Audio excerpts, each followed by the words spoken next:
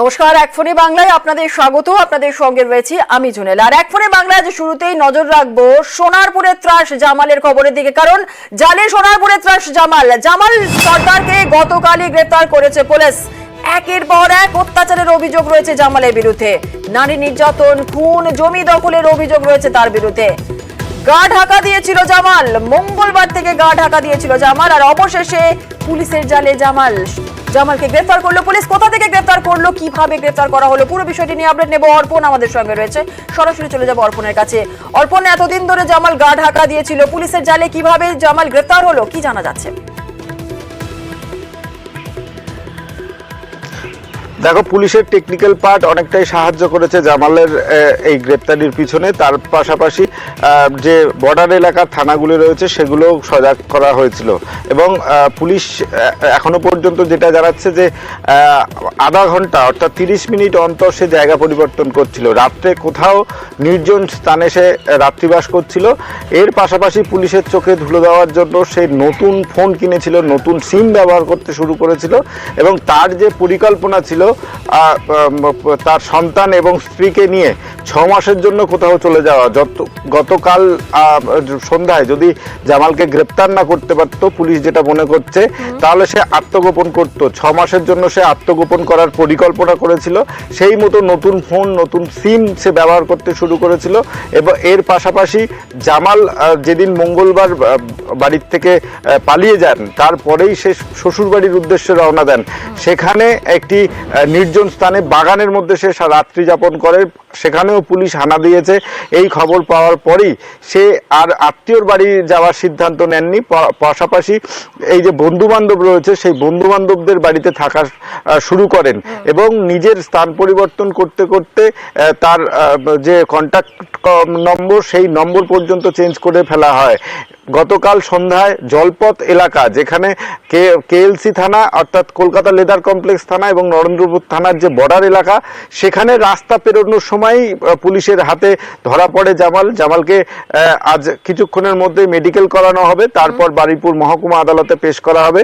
জামালের বিরুদ্ধে খুনের চেষ্টার মামলা সহ শ্লীলতাহানি সহ একাধিক মামলা রুজু করেছে পুলিশ, এবং নিজেদের হেফাজতে চেয়ে আবেদন জানানো হয়েছে। বিপুল সম্পত্তি সে কোথা থেকে কিভাবে করলো, এবং এই যে নির্যাতনের যে পুরো ঘটনা বাইরে এসছে তার কতটা সত্যতা রয়েছে, তার সঙ্গে জিজ্ঞাসাবাদের পর এই বিষয়ে পুলিশ সঠিক জানতে পারবেন। পাশাপাশি তার যে হার্ড ডিস্ক বাজেয়াপ্ত করা হয়েছে, তার বাড়ির যে সুইমিং পুলে যে কচ্ছপ রয়েছে, সেগুলো উদ্ধারের জন্য বন দপ্তরের আধিকারিকরা তারাও পৌঁছাবেন আজকে।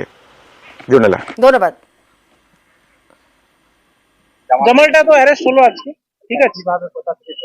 আমরা চন্দনেশ্বর আর আমাদের সোনারপুরের যে বর্ডার ছিল ওখান থেকে আমরা অ্যারেস্ট করলাম। তারপরে এবার তদন্ত হবে, ওকে জেসিতে মানে পিসিতে নিয়ে এসে দেখি সব বেরোবে। আর অবশেষে গ্রেফতার জয়ন্ত সিং এর শাগরিদ রাহুল গুপ্তা। আলমবাজার থেকে গ্রেফতার করলো বেলঘরিয়া থানার পুলিশ। রাহুলের বিরুদ্ধে মারধর, হুমকি সহ একাধিক অভিযোগ ছিল, হন্যে হয়ে খুঁজছিল পুলিশ। আর 19 দিনের মাথায় গ্রেফতার জয়ন্ত সিং এর শাগরিদ রাহুল গুপ্তা। আমাদের সঙ্গে রয়েছেন আমাদের প্রতিনিধি সুবীরের কাছ থেকে একটু বিস্তারিত জানতে চাইবো। হন্যে হয়ে পুলিশ খুঁজছিল, 19 দিনের মাথায় অবশেষে রাহুল গুপ্তাকে গ্রেফতার করলো পুলিশ। কোথা থেকে কিভাবে লোকেট করলো এই রাহুল গুপ্তাকে পুলিশ, কি জানা যাচ্ছে?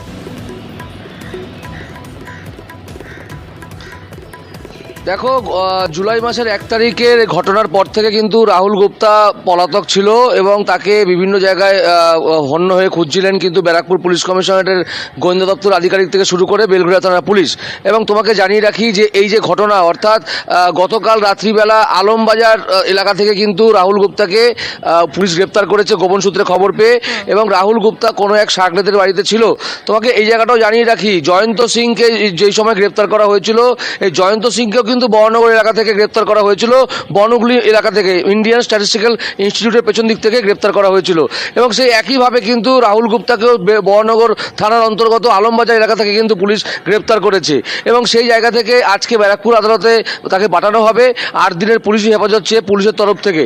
এবং রাহুল গুপ্তার এই যে গ্রেপ্তার হওয়া, এই নিয়ে কিন্তু এলাকার মধ্যে যারা রয়েছে, যারা আতঙ্কে ছিলেন, তারা কিন্তু কোনো একটা জায়গায় স্বস্তির নিঃশ্বাস পেয়েছেন, এবং তারা যেটা বলছেন যে এই রাহুল গুপ্তা গ্রেপ্তার হওয়ার পর আরও যে 2 থেকে 3 জন যারা রয়েছেন, যারা এখনো পর্যন্ত গ্রেপ্তার হয়নি, তাদের যদি পুলিশ গ্রেপ্তার করতে পারে তাহলে এলাকায় যে একটা আতঙ্কের ত্রাস, আতঙ্কের পরিবেশ, সেটা কোনো একটা জায়গায় গিয়ে কিন্তু থামবে, এমনটাই কিন্তু মনে করছেন এলাকার সুবীর, একটা বাসিন্দারা। বিষয়টা জানতে চাইবে যে টানা 19 দিন ধরে গা ঢাকা দিয়েছিল রাহুল গুপ্তা, কোথায় কোথায় গা ঢাকা দিয়েছিল সেই বিষয়ে পুলিশ সূত্রে কিছু জানতে পারছো?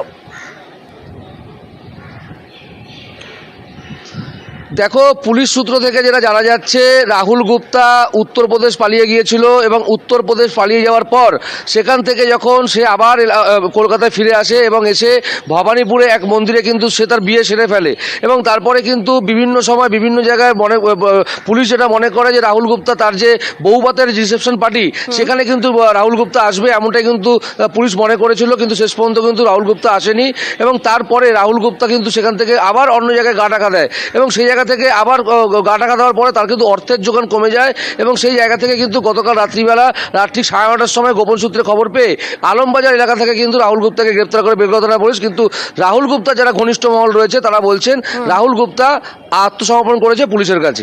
বেশ, ধন্যবাদ। আজকে পরবর্তী খবরে রাজারহাটে সেক্সটর্শন চক্র ফাঁস, ভিডিও কল করে সেক্সটর্শনের ফাঁদ, স্ক্রিনশট পাঠিয়ে সেখানে ব্ল্যাকমেল করে টাকা আদায় করা হতো, এমনটাই অভিযোগ উঠছে। আমাদের সঙ্গে রয়েছেন আমাদের প্রতিনিধি অনুপের কাছ থেকে একটু বিস্তারিত জানতে চাইবো। অনুপ, চক্রের হবিগঞ্জ রাজারহাট বসিরহাট মানিকতলা এলাকায় এখানে একটি বহুতল নির্মাণ বিলাসবহুল বাড়ি, সেই বাড়িতে কিন্তু এই চক্র চালাতো, এমনটাই পুলিশ জানতে পারে।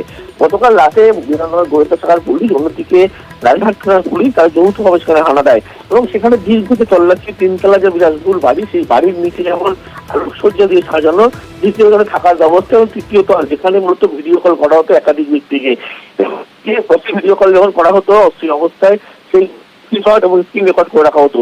পরবর্তীতে তাদের পাঠিয়ে দিয়ে মোটা টাকা দেওয়া না হলে ব্ল্যাকমেল করা হতো।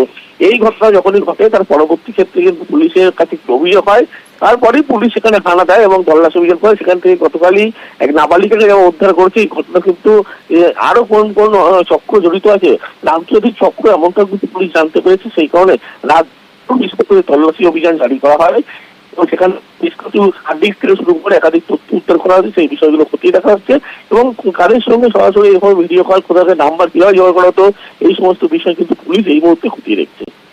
বেশ, ধন্যবাদ। হঠাৎ দেখলাম 2-4 গাড়ি পুলিশ এসে এখানে দাঁড়িয়ে গেল। এন্দাদুলের ঢালির বাড়ি, এন্দাদুল ঢালি। উনি মুড়ি জমি এখানে করে।